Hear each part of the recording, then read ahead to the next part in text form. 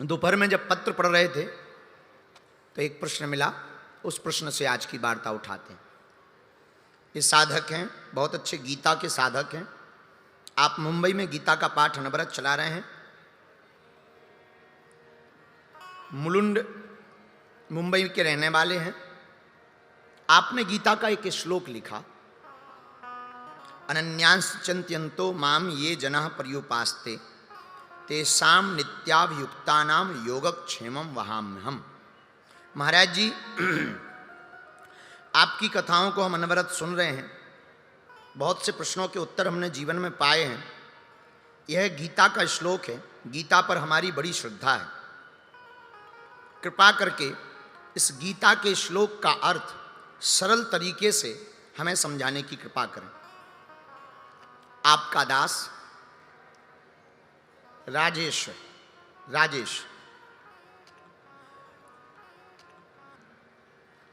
पहली बात तो हम आपको बहुत स्पष्ट रूप से राजेश जी बोलें कि आप भाग्यशाली हो कि आप गीता जी पर भरोसा कर रहे हैं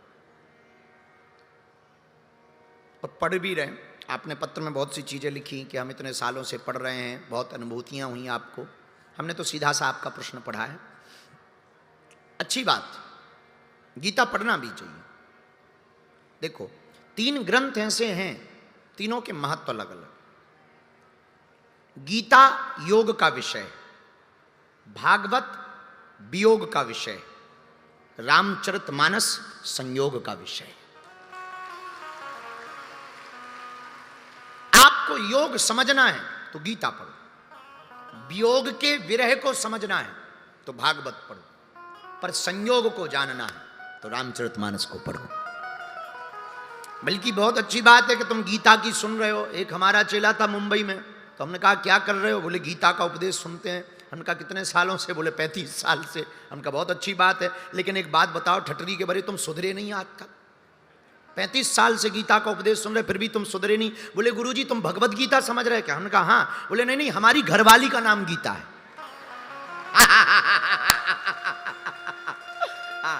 तो हमें बहुत ज्यादा हंसी आई। उनका फिर तो ठीक है, जय बजरंगबली की। तो कुछ लोग तो घरवाली के भी उपदेश को ही गीता का उपदेश बोलते हैं। पर आपने ठीक किया कि प्रश्न में उल्लेख कर दिया श्लोक के बारे में, तो हम समझ गए कि गीता के ही श्लोक के बारे में आपने कहा है।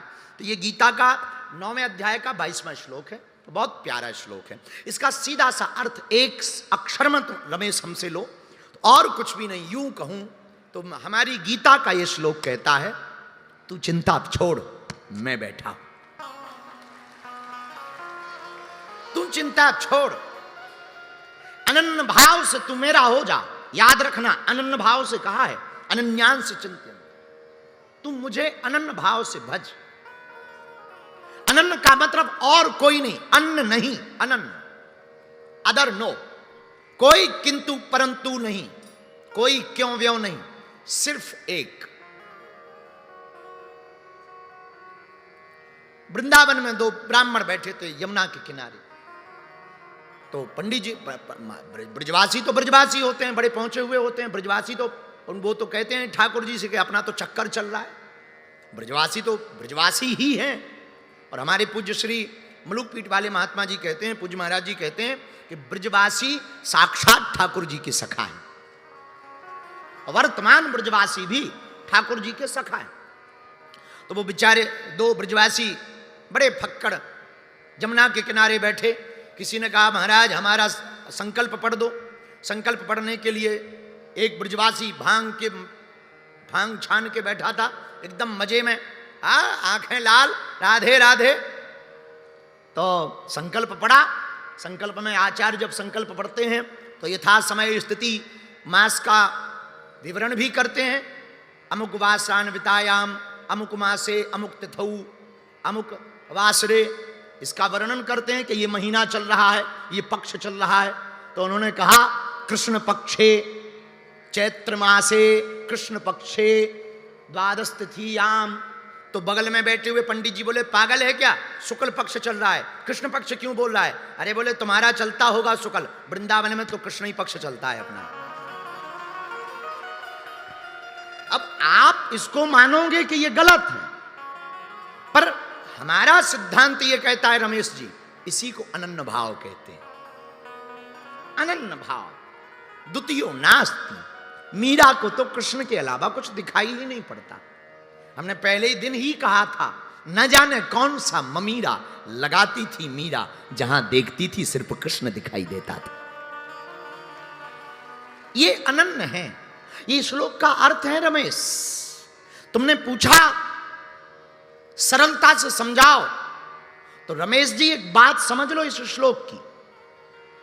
इसमें गीताकार भगवान विराट स्वरूप में कृष्ण पार्थ अर्जुन को एक बात कहना चाह रहे हैं कि तू एक बात समझ ले, केवल मेरा हो जा, बाकी तेरा सब कुछ मेरा हो जाएगा। और हां, आप प्राप्ति की जा सकती है। कोई प्राप्त नहीं है वस्तु पुरुषार्थ के बल पर, प्रसाद के बल पर पाया जा सकता। आप प्राप्ति पुरुषार्थ के बल पर की जा सकती है, लेकिन लाखों लोग पूरी दुनिया में ऐसे हैं जिनके पास है तो, पर सुरक्षित नहीं। तुम्हें पद मिल जाए। हम अभी पीछे चाय पी रहे थे बस में, क्योंकि गाड़ी में हम सो गए, तो त्रिपाठी जी को हमने कहा कि हम चाय पी लेंगे तो कथा में थोड़ा सा इंजन गर्म रहेगा। तो हमने कहा जरा चाय पी जाए, तो हम उतरे।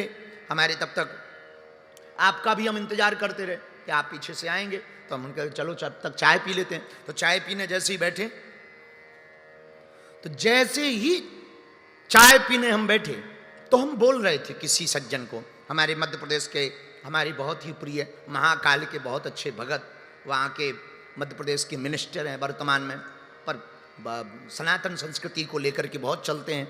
आज जब आए भी हैं तो धोती पहन करके आए, तो हमें बहुत मन ही मन में खुशी हुई कि जब नेता धोती पहन के चलने लगे तो समझ जाना हिंदुत्व का जलवा चल रहा है। तो वो धोती पहन कर आए, तो वो हमारे बगल साइड में बैठे थे, महंत पूज्य श्री राजूदास जी भी बैठे थे। तो हम बात कर रहे थे, तब एक बात हमने चाय पीते पीते बोली। हमने कहा बुरा ना मानना, एक बात कहूं, बड़ा बनना बड़ी बात नहीं है, बड़े बन करके बड़े बने रहना बहुत बड़ी बात है। पा लेना कोई बड़ी बात थोड़ी है। आपको पद मिल जाए ये कोई बड़ी बात थोड़ी। योजना से, षड्यंत्र से, पैसा से, साठगांठ से या चीटिंग करके आप पद पा सकते हो, पर पद टिका रहे ये भगवान की कृपा है। आपका स्वभाव ऐसा हो कि जो आपने पाया है वो टिका रहे। तो गीता का श्लोक रमेश ये कह रहा है कि तू पहले तो अनन्य भाव से मुझे भज, भगवान ऐसा कह रहे, पर बाद में कह रहे योगक्षेमम वहाम्यहम्।